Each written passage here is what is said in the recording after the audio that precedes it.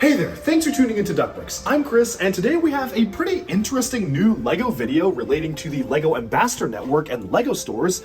These are the brand new LEGO Pick-a-Brick boxes. If you're unaware, official LEGO stores have a massive pick-a-brick wall, where typically what they do is they have these plastic containers, essentially these large cups, which you can use to add pieces to purchase your own LEGO bulk pieces. They also have a build a minifigure station with typical clamshell builds, where you actually build 3 minifigures and put them in a clear shell, and essentially that acts as its own product.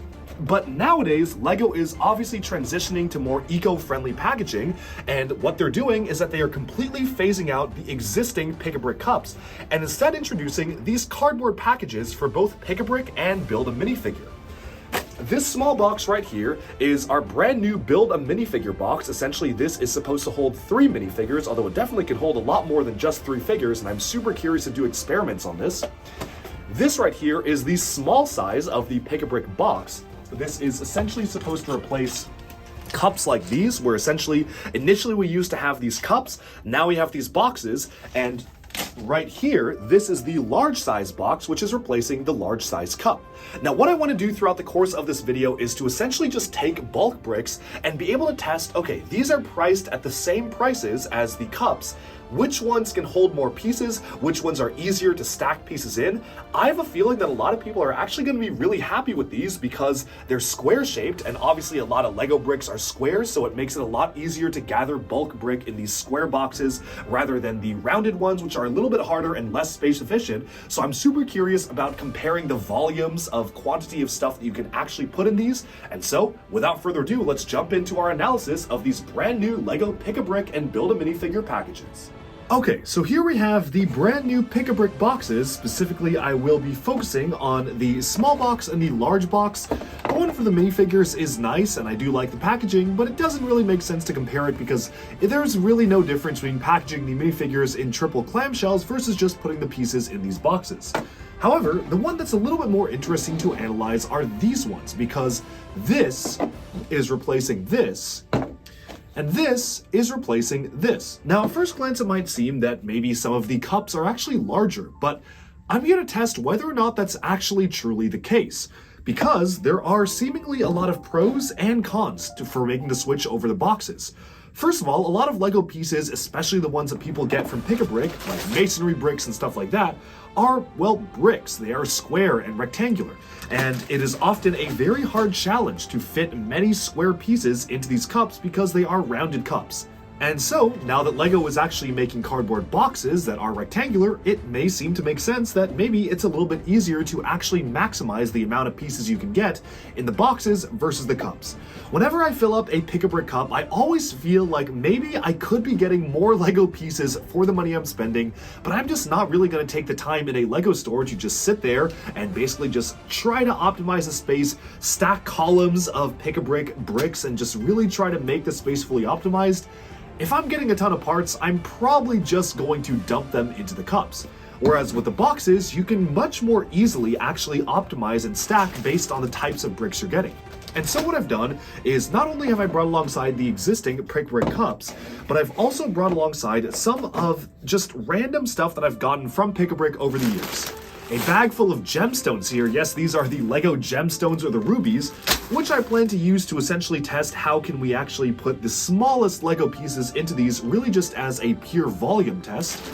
I've also brought alongside a ton of masonry bricks. I got these from Legoland Germany. If you're interested, check out my Pick-a-Brick haul from Legoland Germany, probably one of the craziest Pick-a-Brick destinations in the world. They do things by Ziploc and by weight, which is pretty insane, but I do have these here. And I also have some other random pieces that I've picked up from other Pick-a-Brick hauls or mosaics that I figured might make sense to actually test for the comparison itself. However, I'm going to set aside all of this other stuff. We have some extra boxes, and first and foremost, just start off with a pure volume test. Out of curiosity, I have also brought alongside some of the early 2011 to 2012 LEGO Pick-a-Brick Christmas boxes. They used to do these as a gift with purchases, and you could come back and continuously refill them, which was really cool, but I imagine that a lot of people were just refilling them over and over again, so I'm guessing that LEGO wanted to cut down on that, which is why they don't really do these anymore. But these essentially used to be Pick-a-Brick boxes, and they kind of were the precursors to what we see nowadays, so if people are curious, I do have this one as a point of comparison. And so I'm going to set aside all of this other stuff on the table and really just try to focus in on this big old bag of gems, because these next to Lego studs are basically the smallest possible pieces you might be getting out of this. So let's go ahead and take a look at how much will actually fit in each container. So what I will do is, to the best of my abilities, I will try to fill up the small container, the existing current small container, with as many of these as I can, just purely filling it up, and let's just see exactly how much this can hold.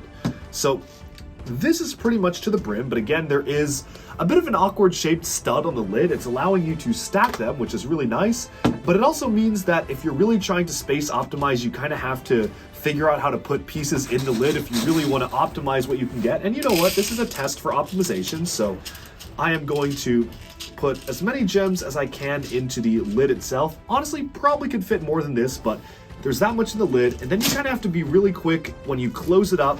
I'm going to turn this upside down. There we go. Okay.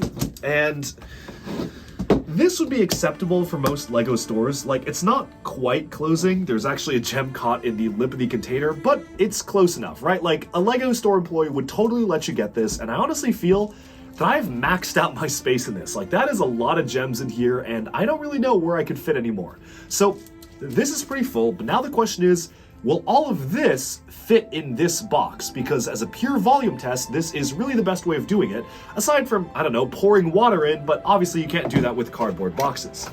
So what I'm going to do is I will open up this latest Pick-a-Brick box here. You can see that that is what the inside looks like. It has a full-on flat interior, which is nice, so no parts are going to slip out. And I'm just going to do a quick, good old pour, and let's see. Oh, we are starting to slip some gems off to the sides here. Spilled just a couple on the sides, so let me just pick those up. But for the most part, I mean, it is tight. It's a pretty tight fit, but the equivalent volume looks to be almost exactly the same. Maybe you could hold a little bit more in the cup, but it's pretty close, and I mean, I can get this to close just okay. I mean, it is bulging. As you can see, it's bulging, but I'm sure if I brought this to the Lego checkout counter, they'd probably say that this is totally fine. So kudos to Lego that this is actually surprisingly pretty solid in terms of just holding pure massive amounts of Lego, where you can see that I poured the entire contents of the cup into this, and you basically have a completely full box. So Lego really did their work in terms of trying to make it fair from one container to another, and you can see this is like almost perfectly flat. Like, this is almost perfectly packed in to the box itself, so that's actually a really cool thing, that they are pretty commensurate in terms of their equivalent volumes. But now let's try it for the larger cup. I'm going to go ahead and pour these back in the box here. I think that's the easiest way of doing things so I don't spill too many of this stuff. So pouring the gems back into the box, very satisfying motion. I completely forgot I had this many gems. But now I'm going to scoop these up and see exactly how much I can manage to fit inside one large Pick-a-Brick cup. So I'm going to guess that's probably how I got these in the first place. Lego, I'm sure, had these available for Pick-a-Brick at some point, and I just went nuts and got a ton. So we are going to carefully pour the loot up to here. Oh, okay. I think that's pushing it. Like, this is pretty maxed out. And of course, we can't forget the lid, because you can put stuff in the lid. So I'm going to put some of these gems inside the lid itself. Just grab a handful of them. Okay, that was probably a little bit too much. This is not going to close now, but let's just try to get these right in here and see if we can get this closed up. Oh my goodness, yep, that was a bit hasty of me, but let's see. Okay, so yeah, I think this is pretty much closed. Again, it's a tight fit, but the lid does stay sealed. I'm going to go ahead and rescue some of these gems, which have now scattered all over the place, and see what we can do with this container. Okay, so this container is pretty full. You can see it is even to the stud on the top of the lid. Wow, that is tight, tight, tight. Oh my goodness, yeah, that is completely filled with gems. But now let's see how the box will fare. Now, at first glance, the box is around the same height, but I don't know, the cup, I guess, psychologically feels like it could hold more. But let's actually test that theory, right? We are here to test the limits of these boxes, so I'm very curious if this is going to hold the same volume. Again, this is what's inside the box. It just opens up really nicely, very environmentally friendly, a lot more than the cups for sure. And we are going to very carefully open this up. Okay, and pour this in. So let me just make sure that this all gets in there. Okay, wow, this looks like a treasure chest full of gems, but oh my goodness. Okay, so let's see if we can get these smoothed out here. This is the entire contents of the large Pick-a-Brick cup filled to the brim. As you can see, this is fully filled to the brim. Yummy. So let's see. I mean, this also looks like the volume is pretty commensurate with the existing cup. Yes, the box is bulging a little bit. The cup's lid was also bulging. This is really heavy, but yeah, it looks like I have actually made a full brick full of all of these gems, and the volumes are pretty commensurate, which is fantastic, which means that essentially, in terms of small pieces, stuff like gems, stuff like studs, volume-wise, LEGO didn't change anything, and that doesn't necessarily come as a huge surprise to me. LEGO, I'm sure, did a lot of research on optimizing the sizes of these boxes to be able to actually be the same as their existing offerings, especially if they're not changing the price. This is really just meant to be more environmentally friendly and in a different shape. But now comes the more interesting thing. How can this actually fit bricks? So what I'm going to do is very carefully open this up again and pour out all the gems into my little drug baggie of gems here. Okay, set this one aside. Oh yeah, blue, yellow, pink, just give me more of that. Okay, so the boxes, now we know the volume is basically the same, but now let's go ahead and try and test this with some of the bricks. So here I've got an assortment of 1x2s and 1x4s for masonry bricks here, again from Legoland Germany, and I'm going to see what I can do to try to actually at least stack some of the bricks inside these smaller box, because that is probably going to be one of the most unique experiments to see how exactly the dimensions of these boxes work. So I'm taking a 1x4, another 1x4, and can that fit? Ooh, okay, interesting. So the dimensions are not quite 8 studs across. It would be really nice if these actually were in the LEGO system. That would be really nice. Unfortunately, the boxes are about 7.5 studs, just measuring this out. I would even go so far as to say 7 when it's tightened up. 7 studs across. So 7 studs here, 7 studs here. Kind of a weird number. I would have preferred it to be an even number, but you know what? That still means that we can stack them kind of in a circle. And let's say that you were at a LEGO Pick-a-Brick location, and if you had enough time, you probably could continuously just stack these all around in a grid-like formation to really be able to maximize the amount of bricks that you're putting in. Let me go ahead and showcase just bringing the camera in a lot closer into at least one layer of kind of what I'm doing right now, or what I'm trying to do is stack a ton of different bricks just one by one in as tight of a configuration as I can. There's some space left over, but I feel like I'm actually doing a pretty good job in terms of actually getting all of these fully stacked up, and let's see exactly how we can make this work.